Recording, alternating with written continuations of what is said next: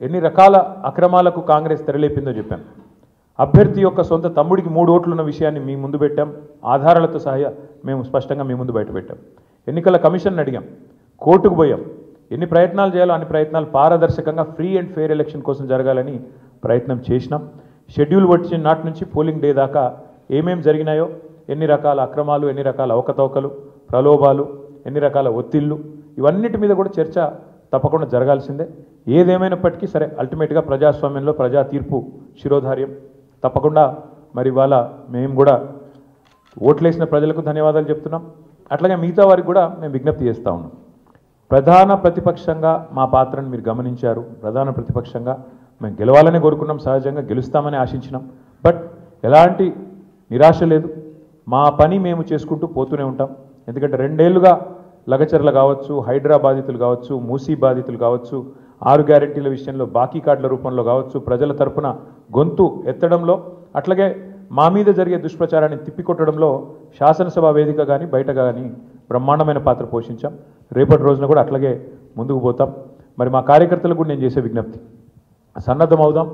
అన్ని రకాలుగా ప్రజాక్షేత్రంలో మనం ఈ ప్రభుత్వాన్ని నిలదీయడంలో సఫలమైనాం. ముఖ్యంగా మా సోషల్ మీడియాలో పనిచేసే మా తమ్ముళ్ళు చెల్లెళ్ళకు కూడా నేను హృదయపూర్వకంగా అభినందనలు చెప్తా ఉన్నాను.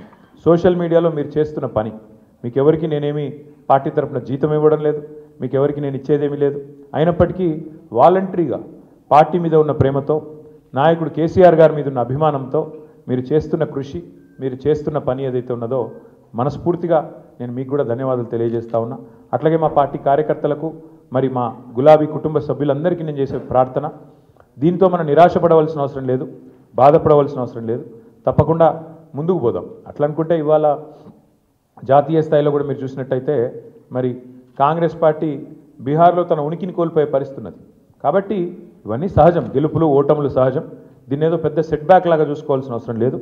తప్పకుండా మరింత బలంగా వద్దాం, ముందుకొద్దాం. ఒక రబ్బర్ బంతిని గోడకేసి కొడితే ఎట్లయితే తిరిగి బలంగా వెనకకు వస్తుందో అట్లా మనం కూడా తప్పకుండా తిరిగి వెనక్కి వద్దాం. పెద్దలు కేసీఆర్ గారు తిరిగి రాష్ట్రానికి ముఖ్యమంత్రిగా మళ్ళీ బాధ్యతలు చేపట్టేదాకా ఎవరి శక్తి మేరకు వారు శక్తి వంచన లేకుండా కష్టపడదామని చెప్పి మా నాయకులు కార్యకర్తలకు మరొకసారి ధన్యవాదాలు తెలియజేస్తూ, కష్టించి పనిచేసిన మా నాయకత్వం మొత్తం కూడా ఇక్కడ ఉంది.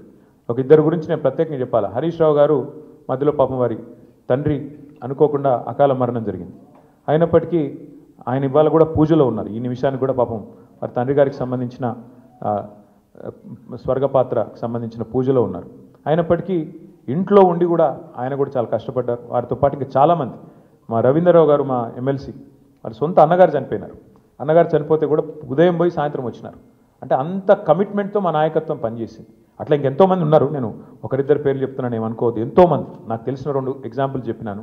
ఇంకెంతోమంది తమ తమ కుటుంబాలను వదిలేసి దీపావళి కూడా పోకుండా మా నాయకులు హైదరాబాద్లోనే ఇక్కడే ఉండి దీపావళి పండుగ కూడా పోకుండా కుటుంబంతో ఉండకుండా జూబ్లీహిల్స్ నియోజకవర్గంలోనే మకాం వేసి పనిచేసినారు.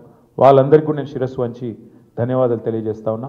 సరే, దీన్ని ఒక చిన్న సెట్ బ్యాక్గా చూస్తాం తప్ప ఇంకోటి కానీ కాదని మళ్ళొకసారి తెలియజేస్తూ, పత్రికా మిత్రులు కూడా అందరు సహకరించారు, మా ఇంటర్వ్యూలు తీసుకున్నారు, ప్రజల వాణిని కూడా వినిపించారు. మీకు కూడా ప్రత్యేకంగా మీడియా కూడా ధన్యవాదాలు తెలియజేస్తూ అందరికీ నమస్కారం. Thank you. మనం అడగదలుచుకుంటే అడగొచ్చు, లేదంటే